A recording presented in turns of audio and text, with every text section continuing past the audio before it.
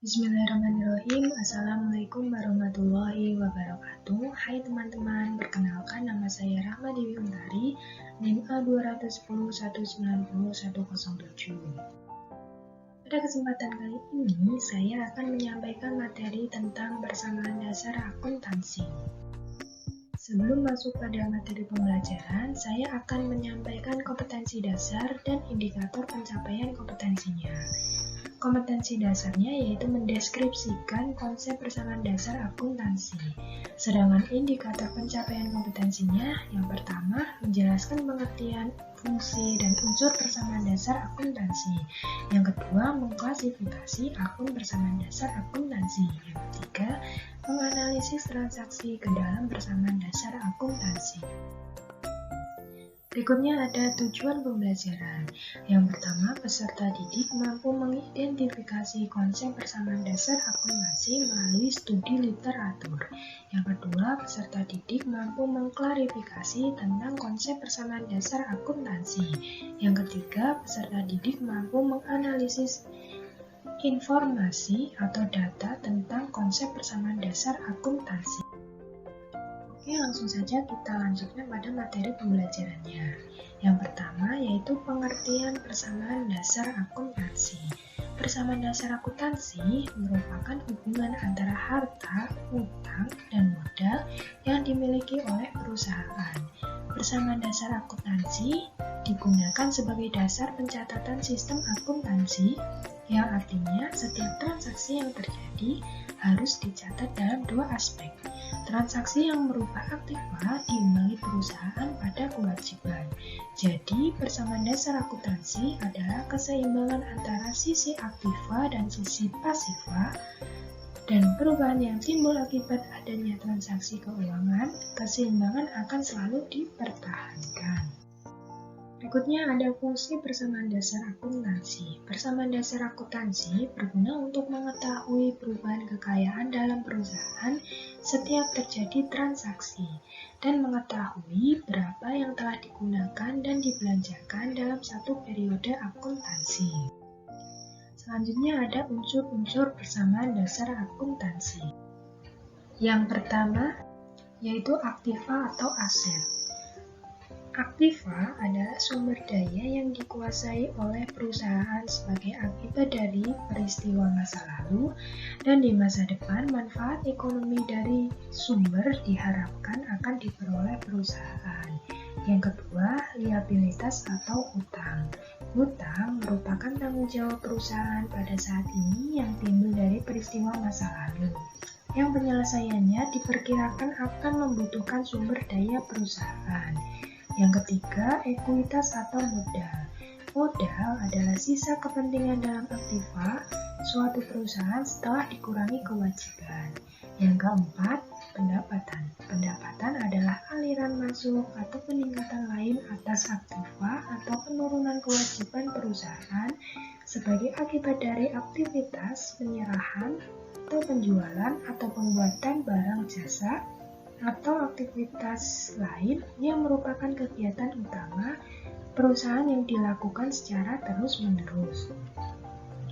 Yang kelima, beban. Beban adalah arus keluar atau penggunaan lain atas aktiva atau peningkatan kewajiban karena adanya penyerahan atau pembuatan barang, jasa, atau melakukan aktivitas lain yang merupakan kegiatan utama perusahaan yang dilakukan secara terus-menerus. Yang keenam, prive. Prive adalah pengambilan aset atau kas perusahaan oleh pemilik untuk kepentingan pribadinya. Berikutnya ada aturan saldo normal suatu akun pada persamaan dasar akuntansi. Yang pertama itu ada akun aktiva. Saldo normalnya berada di sisi debit, sehingga jika aktiva bertambah berada di debit, dan jika berkurang berada di kredit. Yang kedua, kewajiban. Saldo normal pada kewajiban yaitu berada di kredit. Jika kewajiban bertambah berada di kredit, dan jika kewajiban berkurang berada di debit. Yang ketiga, modal. Saldo normal modal berada di sisi kredit.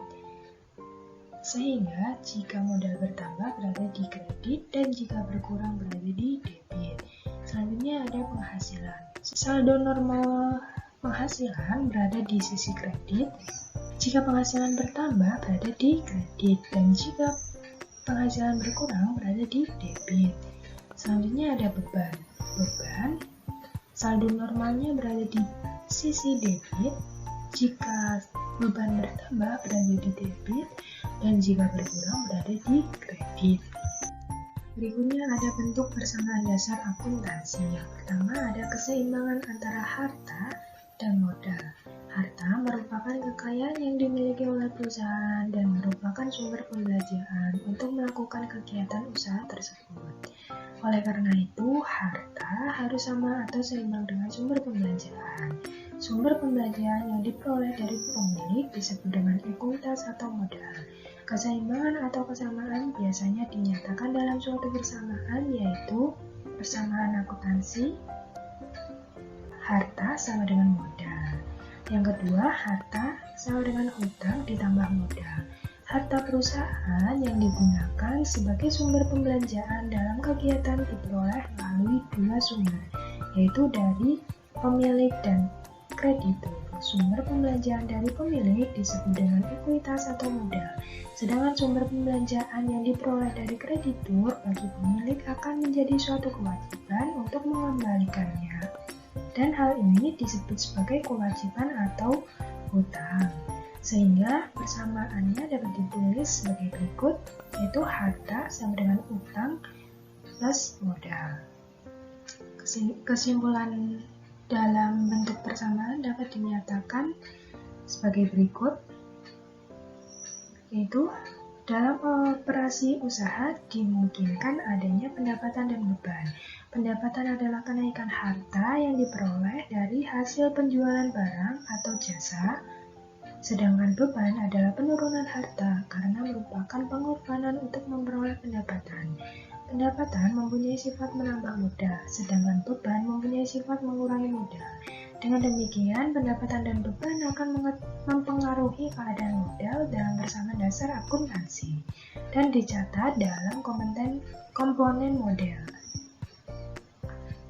Namun, untuk pengembangan akuntansi pencatatan, pendapatan dan beban dapat dipisahkan dari modal, sehingga bentuk persamaan dasar akuntansinya dapat dinyatakan sebagai berikut, yaitu harta sama dengan utang plus modal plus pendapatan dikurangi beban.